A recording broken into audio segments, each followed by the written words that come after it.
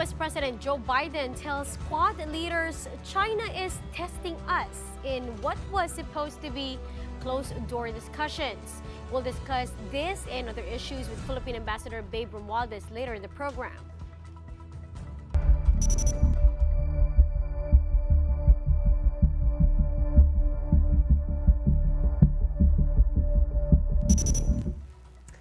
Is there a plot to oust Senate President Chis Escudero? Well, just 4 months after he took over, rumors are swirling once again that there are attempts to replace the Senate leadership. Senate President pro tempore Jinggoy Estrada's name has also come up once more as a replacement.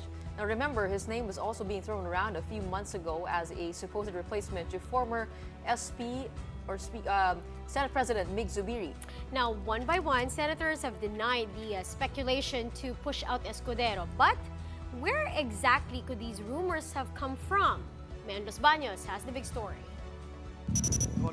Only 4 months into his term as Senate President, Senator Chis Escudero is already facing rumors of a possible coup. It is said that his replacement could be Senate President pro tempore Jinggoy Estrada, the second highest leader of the chamber. But Estrada quickly denied that he has any plans of taking over. Hindi po totoo yan at wala po akong balak. Okay? Nagtataka ako, nagugulat ako dito sa mga kumakalat na mga usap-usapan na papalitan na raw yung ating Senate President. Wala pong katotohanan yan. Estrada insisted he doesn't know where the rumors of a plan to oust Escudero are coming from. But he admitted that he had heard about it a few weeks ago. The senator also said that no one has approached him to ask for his signature. Hindi ako. Yan narinig ko, merong iba. Walang kumakausap, walang lumalapit sa akin. May unrest ba among senators? Wala naman. I think the majority of senators are very supportive of Senate President Chis Escudero. No, I'm comfortable with the Senate President. The Senate President is doing a good job. Most of the senators, he said, also support Escudero. Estrada's name had come up before when rumors first started swirling earlier this year that there was a haphazard plan to oust former Senate President Mig Zubiri. True enough, on May 20, Zubiri stepped down saying he was heartbroken and that he was pushed out because he didn't follow instructions. Escudero later on admitted it was him who initiated Zubiri's ouster. Senate President pro tempore Estrada admitted that it would not be good for the Senate to keep changing leadership. In fact, he said that under Senator Escudero's leadership, the Senate has been performing well.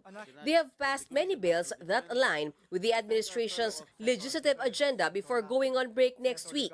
Escudero meanwhile gave a brief response when asked by the media about the coup attempt against him. Just go.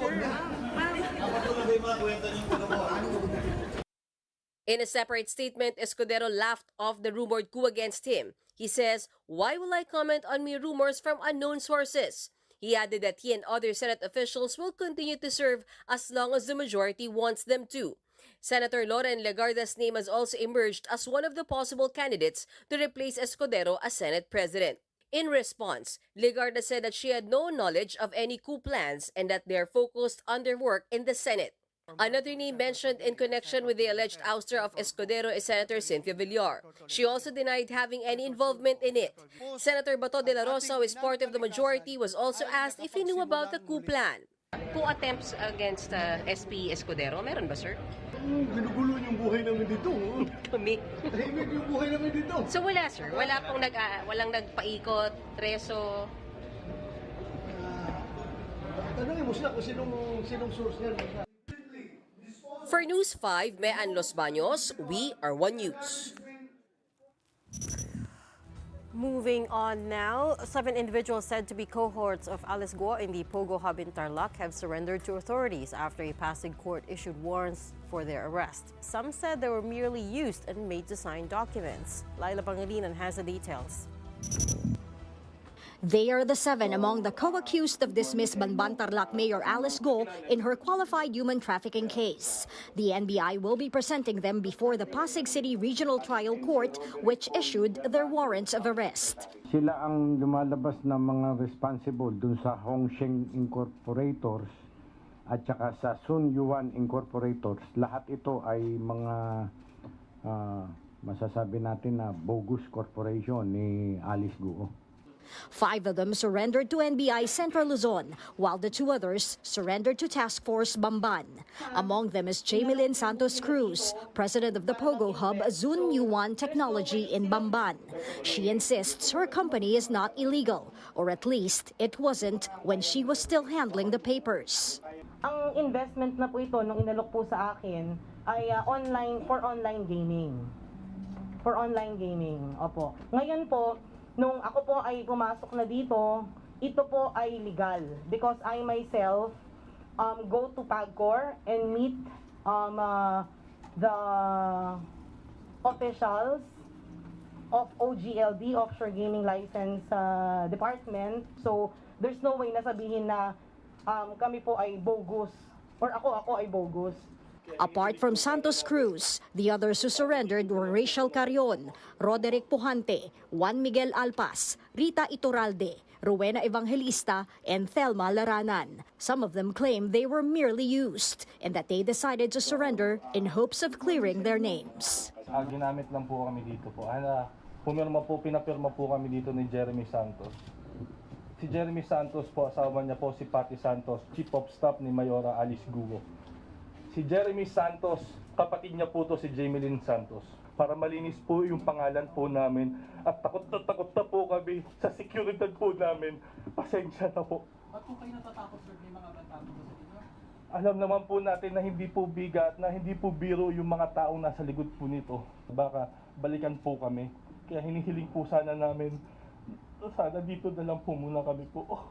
The NBI is just awaiting the court's commitment order to know where the 7 will be detained. It also assured their safety. The other respondents who are Chinese nationals are still at large. For News 5, Laila Pangilinan, we are One News. There was confusion earlier today over where Alice Guo should be detained. The Pasig City Regional Trial Court handling Guo's non-bailable qualified human trafficking case ordered it as status quo. Now that meant Alice should stay at the PNP Custodial Center until the court rules on the defense team's motion questioning the transfer. But the Pasig RTC Branch 167 ruling became moot and academic as Guo had already been transferred to the Pasig City Jail. Now that's based on the commitment order issued by the same court. Kasi considering we filed our urgent motion to transfer her detention to PNP Custodial because of her threats. So nakaset for hearing siya on September 27 on Friday together or simultaneous with the arraignment. That is why as of today we will be coordinating first with the authorities. At the Pasig City Jail female dormitory, Guo was first placed in isolation following a diagnosis of possible lung infection. After confirmatory tests, she turned out negative for tuberculosis. She is now staying at the City Jail cell number 3 with 43 other detainees. Now tomorrow, Alice Guo will be attending the Senate hearing on Pogos once again. There was much ado over the weekend over the news that Vice President Sara Duterte had visited her predecessor, former Vice President Leni Robredo, in Naga City on Friday.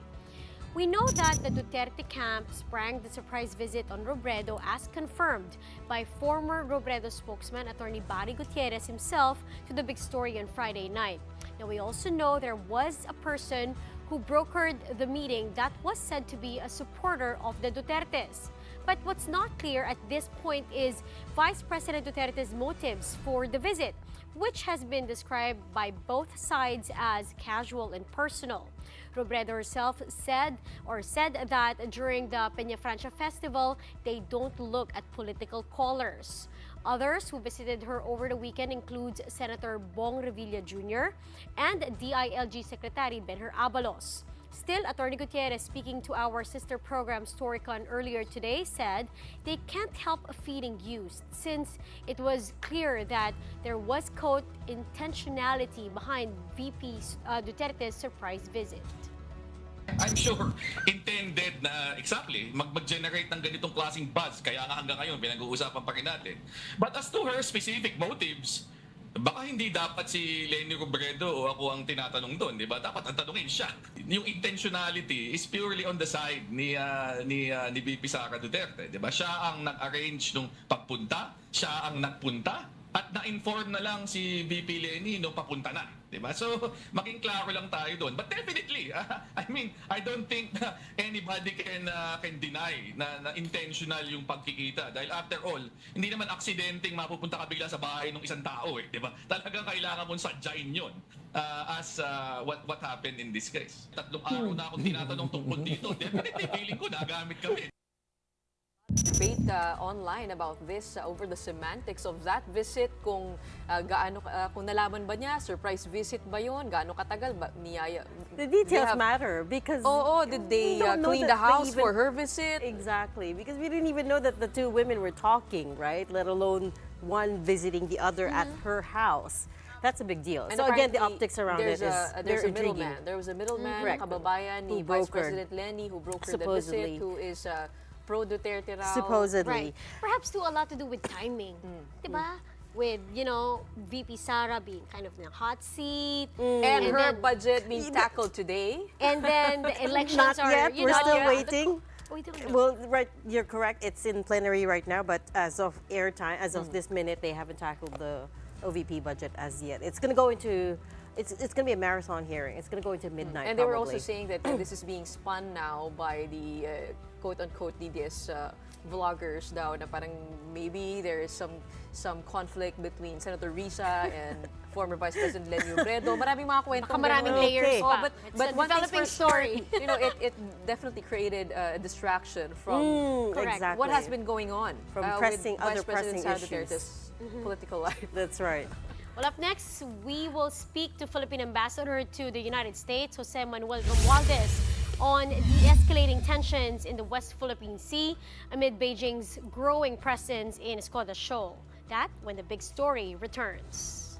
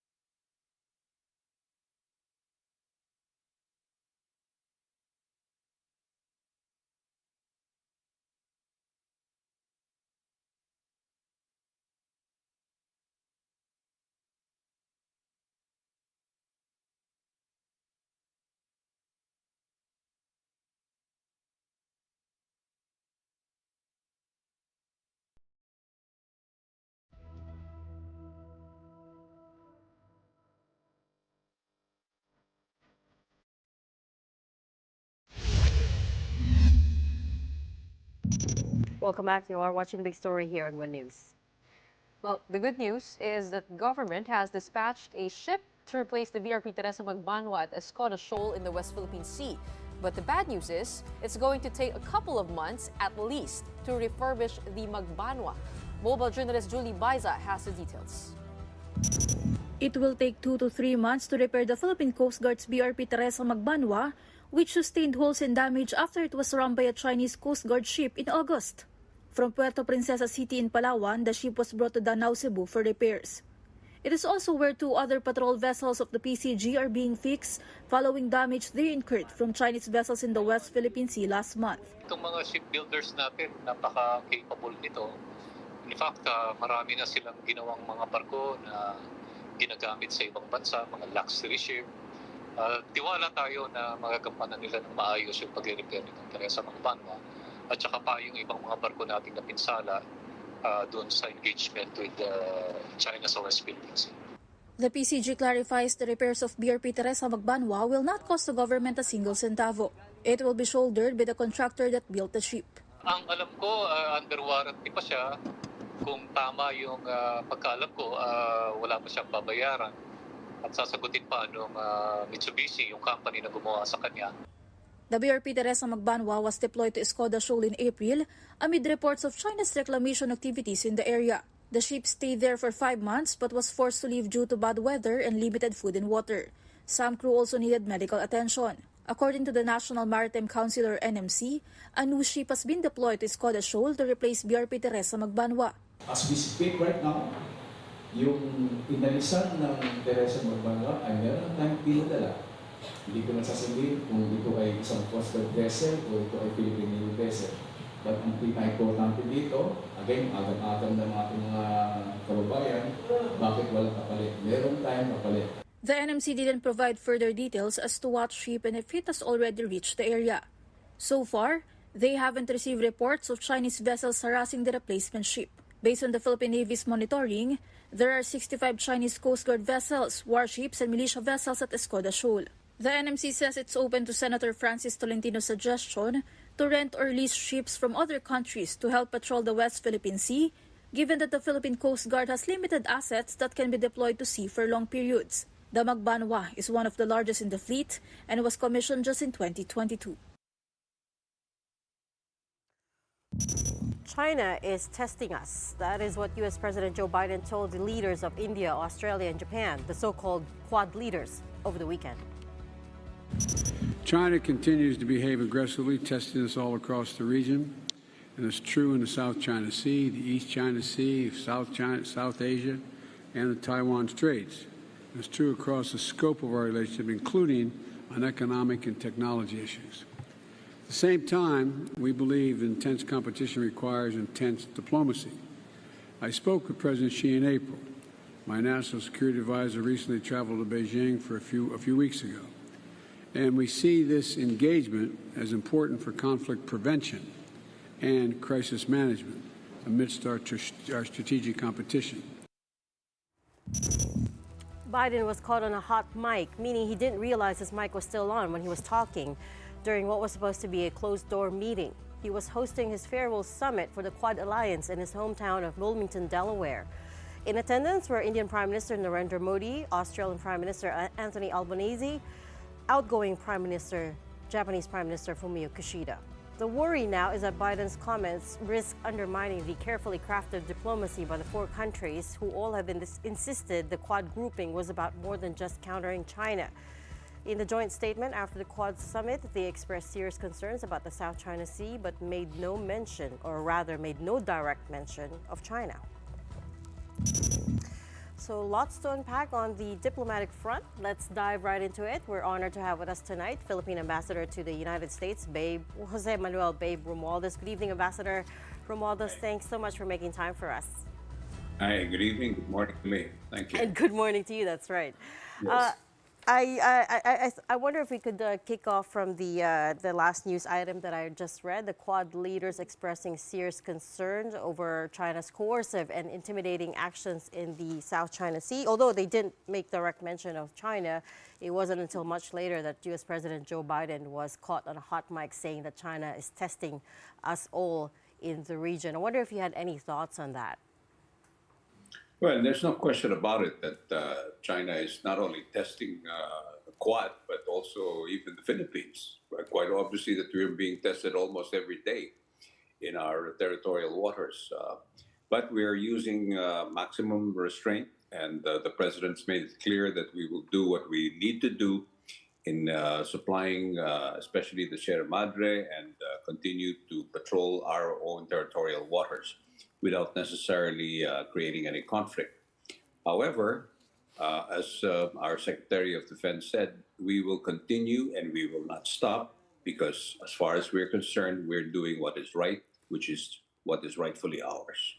Tell us, what was the reaction inside the room when President Joe Biden was caught or heard saying that China is testing us? Well, I don't think there was really any major. he publicly even said it already in the end anyway, that indeed China is testing not only the Quad, but as I said, the entire world, the free world that is really very much against the kind of aggressive behavior that China has been doing in the South China Sea. That's precisely the reason why we continue to reach out to as many countries as possible into seeing our point that we want to try to resolve all these issues in a very civil and a very peaceful way as much as we can, just like what the United States and other countries are doing. Ambassador, reports are saying that at least 20 countries plan to hold a summit on the sidelines of the United Nations General Assembly, and one of the topics could be about, China's behavior. Could you confirm that to us? Well, I mentioned that in a forum that it is not really a summit, but more of a get-together of like-minded countries to try to look into, one thing for sure, maritime security and maritime safety, which includes, of course, the South China Sea. And there's a very clear indication that the United Nations will be able to do that. That's the reason why the head of delegation, Secretary Ricky Manalo, will be there, and I will be also going to New York this coming week to join him. And perhaps we'll be able to move around at the United Nations to be able to talk to as many countries as possible, again, on the issue of maritime security and maritime safety. Do we know at this point which countries are joining this side summit? Well, that's still being worked out right now. I can't really have any clear indication. But there are quite a number of countries, as I said, who are supporting our efforts into trying to resolve the issues diplomatically, or at least, at the very least, we're trying to just simply getting countries to continue to do what they're doing, which is to really shout out some of these things that are happening in our shores, not only in the territorial waters of the Philippines, but in the entire South China Sea. And again, the end goal for this side summit, if it does happen, is specifically to draw attention to the West Philippine Sea. Is that correct, or is there a broader objective to this? Well, it's not necessarily. Like I said, the broader picture is that maritime security is probably, it covers almost an entire area of the Indo-Pacific region. And these waters are supposed to be free from any kind of harassment or any kind of any country that can dominate the area. This is basically the whole idea of why we are very concerned, the concern of many countries as well, because this covers a wide range of freedom of navigation, which is trillions of dollars in trade that passes through these straits. In the Quad meeting, was there any talk about the Philippines, and what do we stand to gain in terms of their support to this part of the region, and what does this mean for the Philippines, really? Well, there's no specific mention of the Philippines, but the fact that they mentioned South China Sea, clearly the concern of the Quad includes the Philippines, and that is, again, in relation to what is happening in our shores. Basically, the recent incidents that happened with China. So that's a major concern for the world, because this is really will affect in the long term on how the world would look like in terms of if we do not do anything about it today, then certainly this is going to be something that the whole world will regret, because it is a major area, a major free trade area, and it's important that this place remains free and secure. We do know that President Joe Biden is ending his term with the elections coming up. Has there been any posturing from the president when it comes to passing it down, or his foreign policy to his successor? Is he trying to have his final notes with these meetings, with these trilateral, multilateral meetings? Well, definitely. This Quad meeting, many have told us that this is precisely what President Biden is trying to do, is to make it clearly an institution, to what we might call it an institution, because of the alliance of these four nations, these four important nations, to work together in, again, securing the Indo-Pacific region.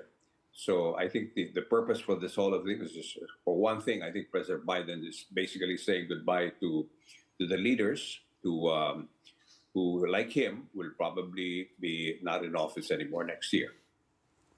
And actually, maybe the next question to that is there enough bipartisan awareness of the situation in Capitol Hill, right? Because you, Ambassador, as well, has been quoted before as saying that the West Philippine Sea might, at this point, be a bigger flashpoint than Taiwan. And so I was wondering, do the U.S. officials you speak to share that point of view? Oh, definitely. There is no doubt that that we have, for one thing, we have a very strong bipartisan support in the U.S. Congress. I've talked to so many of our friends in the U.S. Congress, and every single one of them has expressed their major concern. They asked me, what can we do for the Philippines to be able to support them in their to secure our territorial waters? And I think that's the clear indication of that is the $500 million that was recently approved and was announced by Secretary Lloyd Austin when he was in Manila last July. So that one, again, is a clear indication of very strong bipartisan support. And I'm very confident that if and when any a new administration comes into play here in Washington, D.C., we're going to get the same kind of support. Speaking of help, you're right, various U.S. officials have offered to help the Philippines as far as resupply missions to the West Philippine Sea, the last one being the commander of the Indo-Pacific Command, no less than Admiral Samuel Paparo, when he came to visit. As far as you know, has the Philippines ever taken up this offer, and should we? Well, these are Admiral Sam Paparo, who's a good friend of mine, came to Washington, D.C. before he went to Manila, and we discussed at length a lot of things that the United States can do. These are just simply just options that are being made available to us in the event of any major conflict that may, or even just to as a sign that the United States is fully committed to the Mutual Defense Treaty. I think he's had some very good discussions with not only with President Marcos, but with Secretary Teodoro and our National Security Advisor, Ed Año. And they've looked at all the options that are being made available to us. And it's really up to us whether we want to use that as an alternative to what's happening. But as I said, the president made it very clear that we're doing this on our own. We're doing as much as we can to make sure that we do not bring this level of conflict into something that obviously is going to be a higher tension that we're all trying to avoid at this time. Ambassador, is it true that according to the Mutual Defense Treaty, there needs to be consultations happening before a U.S. fleet can join us in patrols over pockets in the West Philippine Sea, such as the Escoda Shoal or Ayungin Shoal? Is it true that consultations need to happen first? That's why we can't go that direction? Or are joint patrols also in the buffet of options? Well, let's put it this way. Those are formalities that probably need to take place. But at the end of the day, the fact that we have already, both our countries have already made it clear that we are fully committed to the Mutual Defense Treaty will not really mean a lot of what we call bureaucratic tape to be able to get it moving. So it's really a question of us saying that we want to, or if something happens, and so the Mutual Defense Treaty will kick in almost automatically because it is a commitment by the United States, and it's also our commitment. And by the way, we want to make it clear that one of the things that we're doing right now, which is why we're bumping it up and the United States is helping us, being a major ally, is to really modernize our armed forces. I saw in your report the Teresa Mabanwa is one of those ships that's now being repaired. But we're getting more of these types of ships, not only from the United States, but from our friend and ally Japan, and then South Korea, and perhaps other countries that we were able to purchase some of these things to be able to precisely defend ourselves and be a real partner if there is going to be a major problem in our area. Well, there are pundits saying that the $500 million support of the United States is a little bit small compared to their defense budget, and it might not be enough to give us the support we need. It does seem that it is taking time to provide us with material support out in the sea. So do we have a timeline for this? When do we start seeing? We will never be able to satisfy everybody. There's always going to be somebody who's going to say that this is not enough and whatever. The bottom line is that there is commitment coming from the United States at this time. And the $500 million is just the beginning of what we see as a long-term plan for them to continue to assist us in modernizing our armed forces. It takes time to do all of these things. And obviously, we cannot absorb a large amount in one shot. So it's going to come in different phases, and perhaps in the next 3 to 4 years. But at the end of the day, what's important is it is our resolve to be able to really modernize our armed forces. And I can tell you that in my conversations with Secretary Teodoro, we are really on the way to modernizing our armed forces. This time, it's going to be major, and before the end of the term of President Marcos, I think we'll be ready to really be a real partner to many of our allies and friends. Can I just clarify one thing, Ambassador? This $500 million in defense aid, in what form will that take? Do we know? Well, it comes in many ways. As I said, we for one thing, we have to have a clear security system, which is the foundation of the relationship we have with the United States. Interoperability, meaning to say that, just to give you just a small example, is we cannot be a partner in intelligence sharing if we do not have our systems working together. Like a technology, you have to have a system that is in place. But there are just so many of these things that we can do just to begin with this $500 million.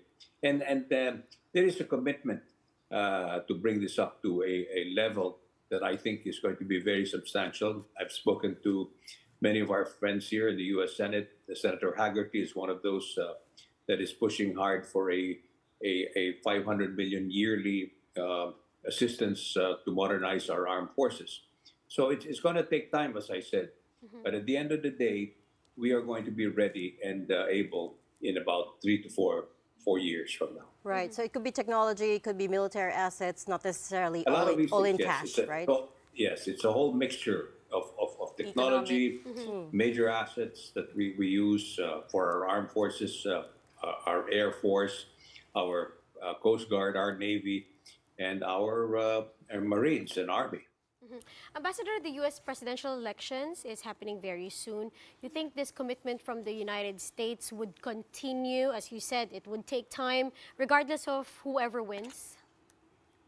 Oh, yes. As I said, there's bipartisan support. And fortunately for me, I was here when President Trump was the president. I presented my credentials to him. So I did meet many of the people who work with him, and I can see that they most likely will play a role if he does go back to the White House.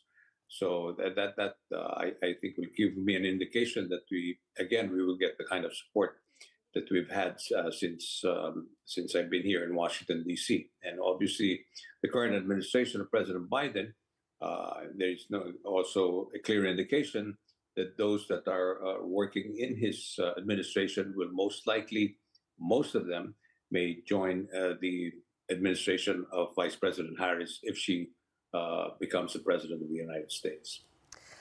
And then lastly, if my co-anchors don't have any more questions on West Philippine Sea, just one last very quick question, Ambassador. This has nothing to do with West Philippine Sea. I wonder if you could update us on the case of Apollo Kibuloy, on whether or not the U.S. has made any formal request for his extradition yet. Do you know? Well, I know that they would like to give an extradition request to the Philippines. It is supposed to go to the Department of Foreign Affairs and to the Department of Justice.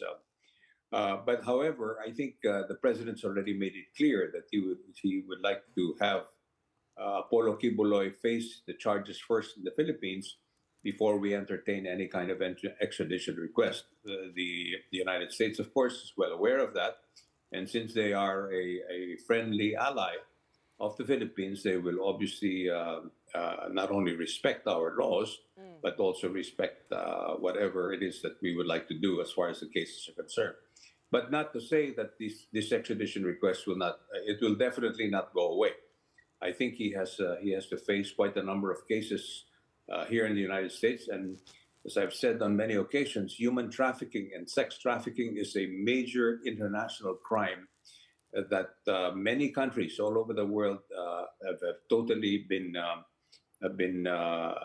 on top of it, in the sense that they really are after people who are involved in human trafficking and sex trafficking, because it's a growing concern for many countries that young ladies and perhaps even males are being kidnapped and used as sex slaves. Right, but as of this moment, there's been no formal request yet. We're going to have to leave that there. Thank you so much for indulging us tonight. Well, this morning, your time. Philippine Ambassador to the United States, Jose Manuel Babes Romualdez. Up next, we'll be turning our attention to the United States presidential elections as we speak with Genevieve Villafranca Popanda, the co-chairperson of Filipino Americans for Harris Walls 2024. Stay tuned for that.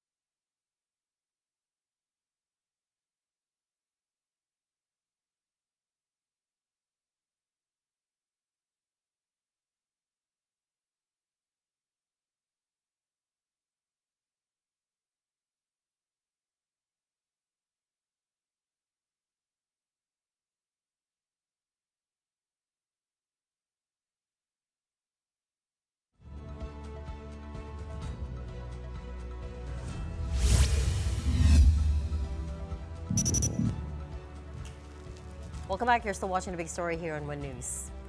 Over in the United States, the presidential race between former President Donald Trump and current Vice President Kamala Harris remains tightly contested with just 42 days before the polls.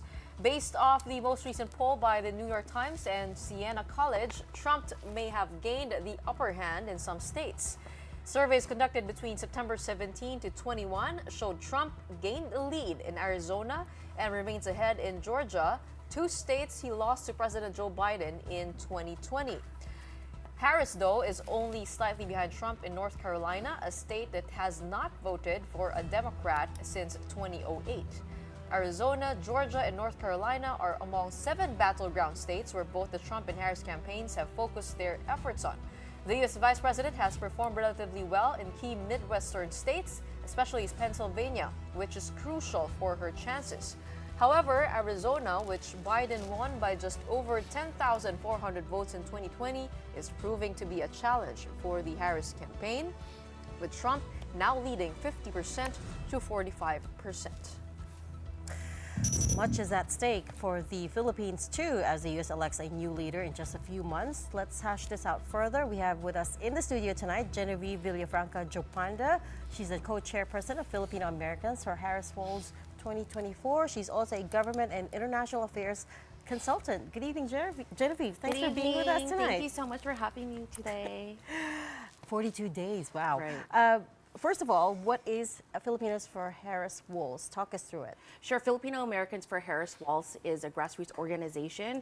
We're all volunteers, and basically we're committed to campaigning for Harris Waltz to win in November. We're an organization that's been around for decades. And I think each presidential campaign, we become even more robust in our grassroots efforts and in terms of mobilizing and activation. Grassroots, so how did it come about? Well, we've had multiple advisors that actually used to work in the White House. And then as Filipinos become more involved in politics, especially democratic politics, the group has actually grown. I actually founded Filipinos for Obama back in 2008, and that became a model for grassroots organizing across the country for communities of color, and especially in presidential campaigns. And so every 4 years, we get together. That's how I know some of the people across the country in Washington, D.C., because we are able to come together and coalesce and actually strategize together across the country. And it's entirely voluntary. You're not all being volunteer, paid. not volunteer. Wow. Yeah, we don't get paid. That's interesting. That do you find that there are more Filipino Americans getting involved in politics? You touched on it a little bit. Absolutely. This past August, we were in Chicago for the Democratic National Convention, and we had a record number of Filipino delegates to the convention, about 50. And then we had another 50 volunteers that paid their own time and dime to get there just to volunteer. A lot of these have never been political ever before. I think it's so important to them to make sure that the Democrats win and sustain the White House, that people are just coming out and just want to get involved. That's what the trigger is. That's where this is coming from, you think? The trigger is that they don't want Trump to be back in the White House. When you say volunteers, what is the campaign like in the United States, especially for Democrats? Sure, we're actually very close to the Democratic National Committee and to the campaign, and the Filipino American Harris Waltz organization is an actual affinity group of the campaign. So there are about 14 Asian affinity groups. So there's Korean Americans, Japanese Americans, Chinese, and there's us, and we actually work together with our communities, and we basically ask our communities what are our issues and policies that that are important to us, and we actually work with the campaign, and we tell them. And so we work closely with them. We meet with them every week, and I think it's important that we have that dialogue, so that way we know that whoever we elect into the White House actually understands our policies and the issues that represent us. I want to go to the 3 of the 7 key battleground states that we mentioned a while ago, Arizona, Georgia, and North Carolina. Sure. What is working for former President Trump in these states, and what kind of work does Kamala need to do to be able to get that lead? So I just read this morning that Kamala is ahead in Georgia and Nevada. She just surpassed them in the last 2 weeks. And it's only by a very small margin, about 0.2, 0.3 points, but she was able to get that advance in the last 2 weeks. She's only behind in one of the battleground states, which is Wisconsin, but that's where Governor Tim Walz is from. So I think that she's doing a roadshow. She's doing a good job. Her campaign is reaching out to the communities of color, and they're taking the time to get to know, the battleground states. In 2020, the margin of victory between the battleground states is 40,000 votes. So if you think about it and what we do as an organization, as Filipino Americans for Harris Waltz, in Daly City, the most Filipino-dense city in the country, has 40,000 Filipinos, right? And that's in Northern California. So imagine if all 40,000 of those Filipinos voted, that contributes towards a win right? Puts her over the line. Yes. So that's why every vote counts. Let's talk about some of the issues. Vice President Harris is on abortion. How does that affect, the mindset of Filipino voters in the States? Because dominantly, Filipinos are Catholic. Yes, and that's an issue that we pay close attention to. North Carolina state representative is a female, and so is our state representative over in New Hampshire, Luz Bay, and she's openly Catholic and supports pro-choice, and they say that all the time. Rob Bonta, our Attorney General, very respectful of our Catholic background, but also very pro-choice. I'm also Catholic. I go to church every Sunday. I'm pro-choice. I think it's important that women decide for themselves. But is that a sticking point? Her stance on abortion? I don't think it is a sticking point. I don't think it's a sticking point. But for the most part, it feels like the issues that are important to Filipino Americans have to do with the economy. Rightly so, right? For instance, every time we've spoken to some of the political leaders in the United States, they bring up issues around being able to afford housing, for instance. Right? The cost of living crisis and so on and so forth. Is Kamala going to make a difference as far as the economy is concerned? What does the base believe? She has a plan.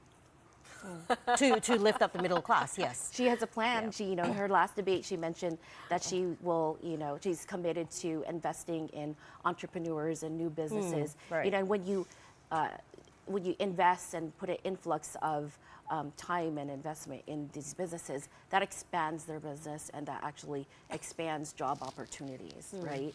And so this administration so far recently added 272,000 jobs. The unemployment rate has been less than 4% for a while now. So they show, the history that they could do that. And so I'm not sure what Trump's plan is, except for he has a concept of a plan. Tax rates for the top income earners, I think. For Trump or for Kamala? For Trump. Well, President Trump has said that this administration didn't really change anything from his policies on China, specifically with tariffs, that they just carried on the same tariffs over to the Biden administration. What is your take on that? My take on that, I think we felt a little pinch based on his strategy around that during the pandemic. So in the U.S., we felt, we couldn't buy cars, right? We couldn't. There was a backlog in a lot of electronics. In Silicon Valley, one of my cousins is in that business and said, hey, do you know anyone in D.C. that could help? Because it's backlogging logistics, it's backlogging the supply chain because a lot of that's coming from China. So if you're going to put tariffs, at least have a plan of where else you're going to get the supply from. And so that's why this administration, the Biden administration, and the Democrats has invested, $50 billion in the CHIPS Act, where $500 million of that is going to go to the Philippines to expand the semiconductor business and supply chain. Well, actually, during the debate, it was interesting to me as well that Kamala was successfully positioned herself as the candidate of change, even though in fact she is the incumbent, right? She talked about turning the page, she talked about starting over, et cetera, et cetera. Within your group, do you believe that she's just saying that, or do you really believe that she is going to be able to step away from the shadows of U.S. President Joe Biden? I've observed Kamala Harris to get things done since 2005 in San Francisco. So I'm from San Francisco.